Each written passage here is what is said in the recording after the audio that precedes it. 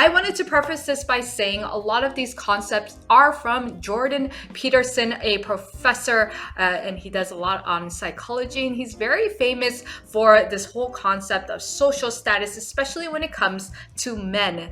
But the dominance hierarchy is not just for men, it is for men and women. There are slight differences between the two, but I'm going to give you the general concept of how to rise up and become high status in the dominance hierarchy.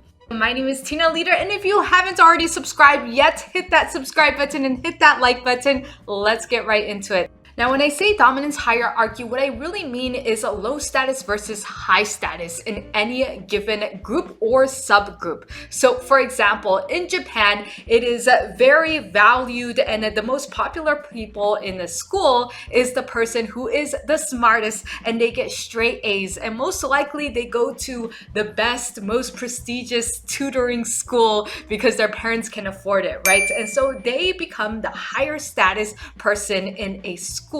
Now, that's very different than the Western culture. I grew up in the States, and in the Western culture, it's not about who has the best, goes to the best tutoring academy that their parents can afford. Usually, it's something more that is physically oriented, like sports, or for women, oftentimes it's more geared towards dancing or something artistic, maybe. The point I'm trying to make is that the specific group and the subgroups really matter on what we're talking about in the dominance hierarchy, because what might be true in one dominance hierarchy in a group might not be the same exact rules and values and concepts in another subgroup. So step number one, therefore, is identify the hierarchy group that you want to be a part of. A great example of this is Downton Abbey. Now, Downton Abbey, if you don't know, was a TV show about the aristocratic world where the family, the one who is the wealthy family, they're up top, they're living in the homes,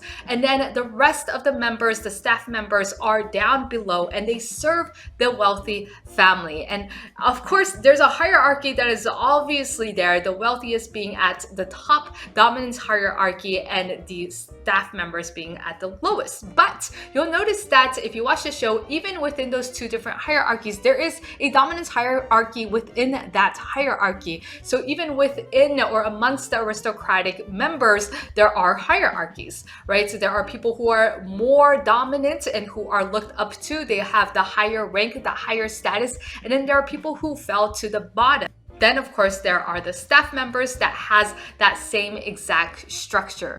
But if you put the staff members against anybody who's in the aristocratic world, then in that overall hierarchy, no matter what, any aristocratic person, whether they were the lowest aristocratic status, they will always be higher than the people who are serving them, right? So it depends on the group, overall group you're talking about, and the subgroup. So you definitely want to identify which group that you want to be a part of.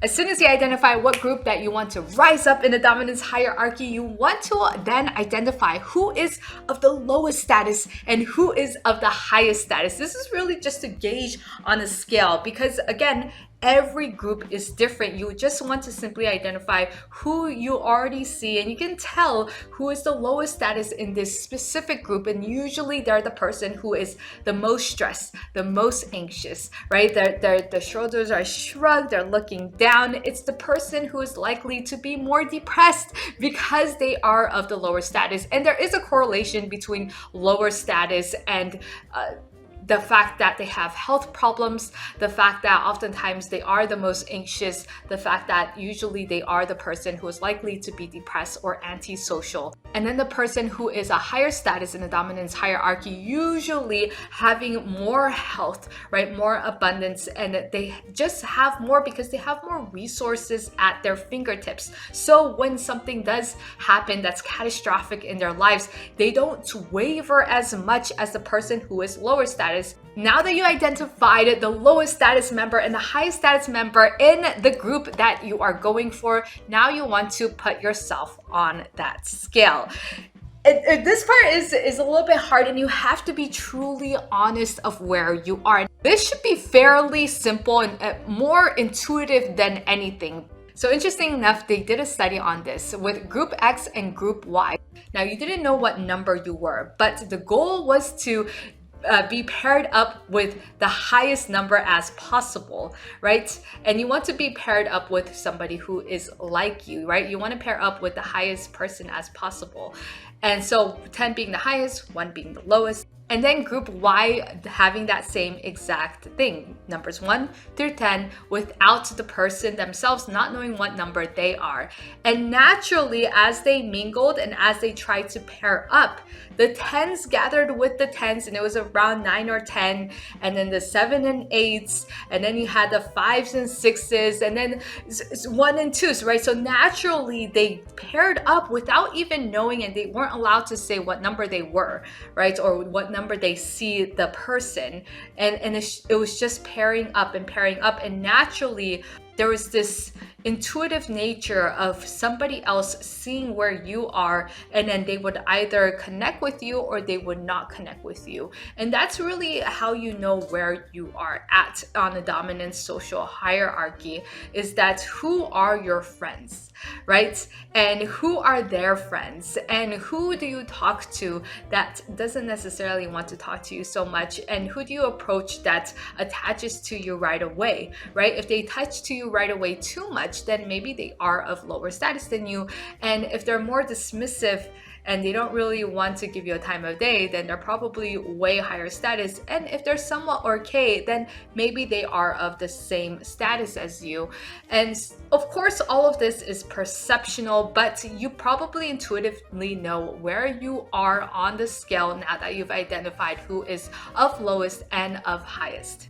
Now that you know where you are on the scale, I want you to identify the values that you hold, where you are, and somebody who is of the same status as you, and the highest status person, what their values are, and then a person who's in between you and the person who is of the highest status. And this is very important. I'll tell you later on this, but you really want to know what their values are, and not just the values of all three, but the execution on those values. What does that specifically look like? Because it's kind of like love, right? We all want love. We all crave love, but how we express love and then how we receive love is very different from person to person, right? The 5 love languages, right? So one person might want words of affirmation, but another person, they can only receive love when it's acts of service. So it doesn't matter if you both have the value of love, if the execution process and how people receive it in this group is very different. You definitely want to specifically identify what that is and what that means and how that is being shown. Because then, of course, we want to mimic these values in sequence. And I want to really identify and say in sequence, because this is the reason why we picked somebody who is in between where we are and where we want to be. And that middle person is going to be the key, because it's not enough that you mimic the person who is of the highest value, depending on how far away you are from that. Socially and psychologically speaking, it's really hard to make a leap like that because you don't understand the steps that happen in between. There is a natural process in the hierarchy, in the ranking system, that you usually don't go from, let's say, all the way from the very bottom to the very top. And if you successfully do that, oftentimes what happens is you naturally fall back down because you were not prepared to go straight to the top. It's the same thing that happens with lottery winners, where they were in a poor neighborhood, or even not the poorest, but lower middle class, let's say, and they won the lottery ticket. They have millions now, and within a few years, they go right back down, if not lower than the status that they had previously. But that's because they couldn't maintain their status, because they didn't psychologically understand what that means, how to embody that. They shot up way too quick. It's the same thing that happens with businesses. It's the same thing that happens with various relationships. It's just a natural law of the quicker you rise, the faster and quicker you will fall down. So you want to make sure that you don't skip the process It doesn't mean that time itself needs to be involved, but you should go through the steps as quickly as possible instead of skipping steps, because likely that'll push you all the way back down when time goes on, because you are simply not prepared in all its entirety to reach to that high status level. So before you mimic the person who is of the high status, you want to mimic the person, understand the value and how to execute those values of the person who is in between. So those were the 5 steps, but here's a little bit of a bonus tip that somebody taught me when I was trying to be the best dancer as possible. So I was always told that you have to be the worst person in class, because of course that means that you are surrounded by people who are better than you, and then naturally you're gonna learn from those really great people. So when I was trying to up-level myself, I was joining harder and harder classes, right?